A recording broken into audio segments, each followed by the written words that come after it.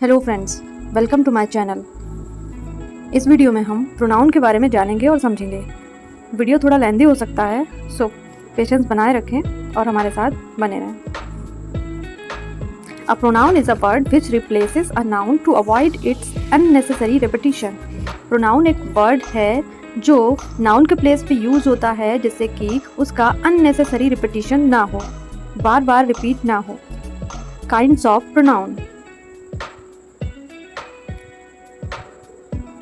personal pronoun, demonstrative pronoun, possessive pronoun, interrogative pronoun.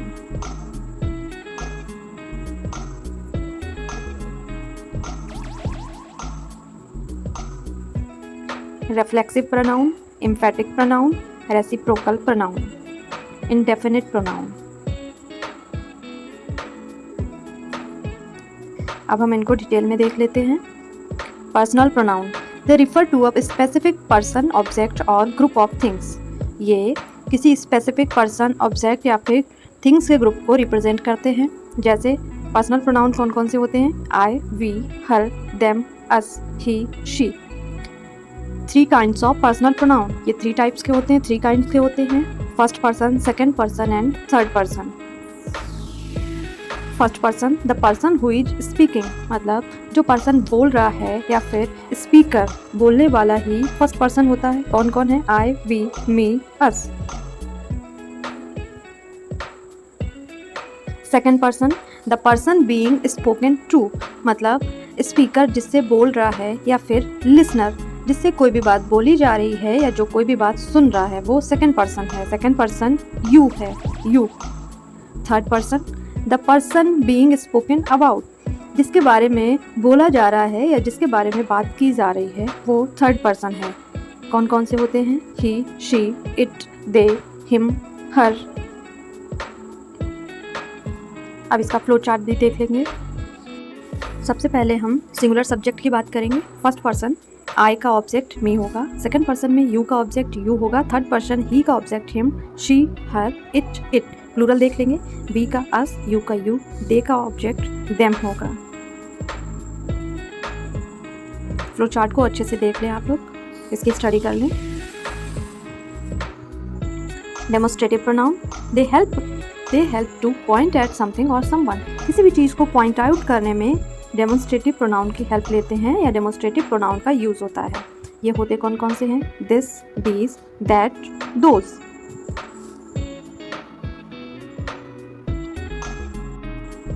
This, these. This use for person, a person और a thing, मतलब singular person, singular thing के लिए हम this का use करेंगे। And plural person या people के लिए या प्लूरल थिंग्स के लिए हम दीज का यूज़ करेंगे। दिस और दीज उन थिंग्स के लिए यूज़ करते हैं जो चीज़ें हमारे पास हैं, हमारे नियर हैं। That and those, that singular के लिए यूज़ करेंगे एंड दोज प्लूरल के लिए। एंड दैट एंड दोज ये दोनों उन थिंग्स के लिए यूज़ करते हैं जो थिंग्स हमसे दूर हैं, हमसे फार हैं। एग्जाम्पल देख लें। This is my pen and that is a lost umbrella. This is my pen मतलब पेन हमारे सामने है, and umbrella is not near to us, मतलब अम्ब्रेला हमारे पास नहीं है। These are your books, those are students of this school. These are your books मतलब बुक्स हमारे सामने हैं एंड वो स्टूडेंट्स हमसे दूर हैं, कहीं दूर हमें दिख रहे हैं। Next is possessive pronoun: they show ownership to someone और something. Possessive pronoun ownership show करते हैं या बिलोंगिंग शो करते हैं कि कोई भी चीज़ किससे बिलोंग करती है। पोजीशन का फ्लो चार्ट देख लेंगे। आई का पोजीशन क्या होगा? Mine, you, yours, he, his, she, hers, its, we, ours, you, yours, they, theirs. This pen is mine, that one is yours. Mine and yours possessive है। This bike is hers, this one is his. Hers and his ये दोनों possessive pronoun हैं। Interrogative pronoun: the pronouns who, what, which, whom use to ask questions. ये pronouns जैसे who, what, which, whom, या फिर हम ये जान लें कि जो वे वर्ड्स होते हैं, WH वर्ड्स होते हैं, क्वेश्चन के लिए यूज करते हैं, उन्हीं को इंट्रोगेटिव प्रोनाउन बोलते हैं। What is your problem? Who can help you? Which is your school bag? whom can help you? Simply हम ये जान लें, जहाँ पर भी क्वेश्चन वर्ड का यूज़ होगा या जहाँ पर भी क्वेश्चन मार्क आएगा या क्वेश्चन वर्ड का यूज़ होगा, वहाँ पर इंट्रोगेटिव प्रोनाउन होगा। Emphatic pronoun. These pronouns are used to give emphasis to a person or thing that is mentioned in the sentence.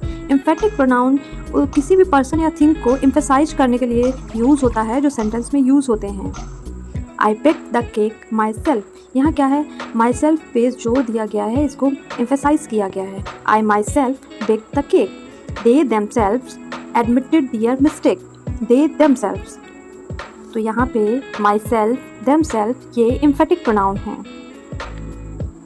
Note देखेंगे, emphatic pronouns cannot be used as a subject. emphatic pronoun को कभी भी subject के तरह use नहीं कर सकते हैं। reflexive pronoun. Pronouns like myself, himself, themselves are used when the object is same as the subject. pronouns जैसे myself, himself, themselves ये किसी भी sentence में तब यूज़ होते हैं जब object और subject same हो। Reflexive pronouns are always used as an object to a verb or a preposition. ये दोनों या तो verb के object के जैसे यूज़ होते हैं या फिर किसी preposition के object के जैसे यूज़ होते हैं। एग्जाम्पल देख लेंगे। He hurt himself, I cut myself. He and himself ये दोनों, he subject हुआ and himself is object, ये दोनों same person है। जैसे I cut myself, I and myself ये दोनों same person है, मतलब subject और object दोनों same है। रिफ्लेक्सिव देख लेंगे। I, myself, you, yourself, he, himself, she, herself, it, itself, we, ourselves, you, yourselves, they, themselves। ये हमने पर्सनल प्रोनाउंस का या सब्जेक्ट्स का रिफ्लेक्सिव प्रोनाउन भी देख लिया है। Next is reciprocal pronoun. These pronouns are used to show that an action or a feeling is reciprocated. Reciprocal pronoun का यूज़ वहाँ होता है जहाँ कोई एक्शन या फीलिंग रेसिप्रोकेट की जाए। एग्जाम्पल्स के थ्रू देखेंगे। Rahul and Mohit webbed each other. Rahul और मोहित ने एक दूसरे को ईच अदर, दोनों ने एक दूसरे मतलब एक्सचेंज किया है, मतलब रेसिप्रोकेट किया है। The children hugged one another. Childrens बच्चों ने एक दूसरे को हग किया है, तो वन अनदर यहाँ पे रेसिप्रोकेट हुआ है। Reciprocal pronouns have a possessive form. इनका पजेसिव फॉर्म भी होता है, जैसे the twins wear each other's clothes. अच्छा, ईच अदर सिर्फ 2 पर्सन्स के लिए यूज़ होगा and one another more than 2 के लिए यूज़ होगा। Indefinite pronoun. These pronouns do not refer to any specific person, thing or amount. Indefinite pronoun किसी भी specific person, thing या amount के लिए यूज़ नहीं होते हैं। मतलब indefinite pronoun में कोई भी amount या thing definite नहीं होता है या निश्चित नहीं होता है। यूज़ में देखेंगे, एग्जाम्पल्स में समझेंगे। Everybody enjoyed the concert. Everybody कोई specific या particular person की बात नहीं हुई है। There was no one at home yesterday. No one यहाँ पे किसी भी कोई पर्टिकुलर नहीं बताया गया है कि कौन no one कर दिया गया है। जैसे फ्लो चार्ट देखिए, पर्सन, प्लेस और थिंग का अच्छे से समझेंगे। इनको और अच्छे से समझने के लिए हम इनका प्रैक्टिस सेशन भी लाएंगे। और वीडियो पसंद आया हो तो लाइक शेयर जरूर करें, चैनल को सब्सक्राइब करना ना भूलें। Thank you.